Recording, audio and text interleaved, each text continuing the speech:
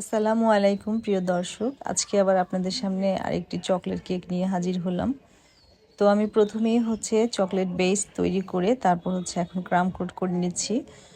আর এই ক্রাম কোট করার আগে অবশ্যই আমরা সুগার সিরাপ দিয়ে নিব। সুগার সিরাপটা আমি কফি, চিনি আর পানি দিয়ে করেছিলাম।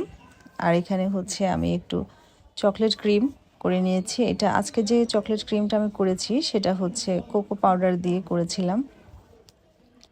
তো আমি কেকটা 9 ইঞ্চি মোল্ডে করেছিলাম 4টা ডিম দিয়ে। তো এটাকে 2টা লেয়ার করে আমি আজকে ডেকোরেশনটি করব। কেউ চাইলে এটাকে 3টা লেয়ারও করতে পারে। আসলে অনেকেই চায় একটু যে কেকের পরিমাণটা ভালো থাকুক, মানে বেশি থাকুক, আর ক্রিমের পরিমাণটা কম থাকুক। ওই অনুযায়ী আসলে আমাদের ডেকোরেশনটা করে নিতে হয়।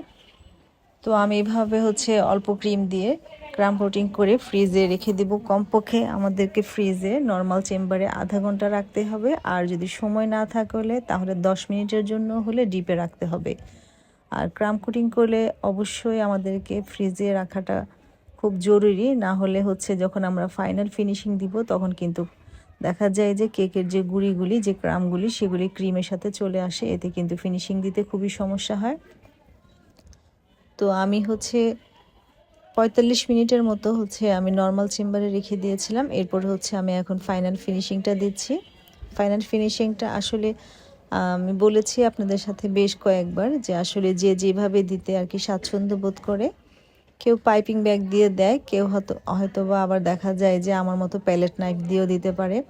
তো আমি আসলে নির্দিষ্ট কোনো মাপে ফিনিশিংটা দেই না, যখন যেভাবে আর কি ভালো লাগে, যখন যেভাবে সুযোগ হয় সেভাবেই করি আর কি। তো আজকে আমি প্যালেট নাইফ দিয়েই ফিনিশিংটা দিচ্ছি।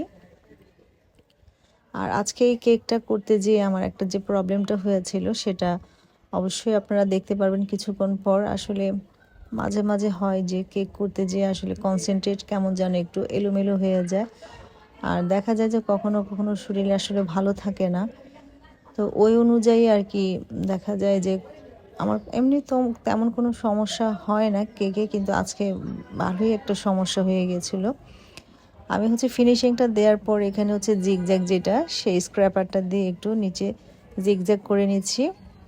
আর চকলেট কেক যেহেতু এটা আসলে চকলেট কেকটা সিম্পল রাখলে আর কি ভালো হয়, দেখতেও ভালো লাগে।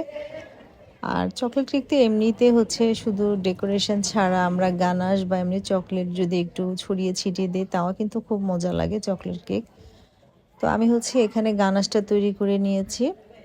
আর গানাশের রেশিওটা কিন্তু পারফেক্ট হতে হবে, না হলে কিন্তু ভালো হয় না গানাশ। যে অনেকেই লিকুইড দুধ দিয়েও করে, তো ঠিক আছে, লিকুইড দুধ যদি দিয়ে করা হয় গানাশ, কিন্তু তখন চকলেটের পরিমাণটা একটু বেশি দিতে হয়। আর যদি আমরা হুইপ ক্রিম দিয়ে করি তাহলে রেশিওটা, মাপটা ঠিক মতো রেখে আমাদেরকে গানাশটা তৈরি করতে হয়। তো আমি কেকের উপরে একটা ছাঁকনি দিয়ে এরপরে আমি গানাশটা ঢেলে দিয়েছি। অনেক সময় দেখা যায় যে আমরা যখন গানাশ তৈরি করি তখন কিছু লাম্পস থাকে, বিশেষ করে যখন আমরা হোয়াইট চকলেট দিয়ে গানাশ করি অথবা মিল্ক চকলেট দিয়ে একটু, কিন্তু দেখা যায় যে মাঝে মাঝে একটু লাম্পস থেকে যায়। তো এই জন্য ছেঁকে নেওয়াটা ভালো। আর ছেঁকে দিলে কিন্তু খুব গ্লেজি একটা ভাব চলে আসে গানাশের উপর। আসলে আমি সবসময় ছেঁকে দিই, চেষ্টা করি আর কি আপনাদের সাথে সেটা শেয়ার করতে। আর তারপরে বাটার দিলে আরেকটু বেশি ভালো হয়। আর আজকে আমি যে ভুলটা আপনাদের সামনে শেয়ার করছি সেটা আমি যে কি ডিজাইন করছি আমি নিজেও জানি না যে আসলে আমি এটা কী ডিজাইন করব।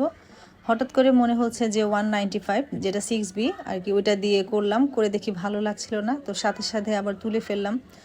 আসলে মানে কি বলবো যে কেমন যে লাগছিল ডিজাইনটার পর, নিজের কাছে খারাপ লাগছিল যে কি করে ফেললাম।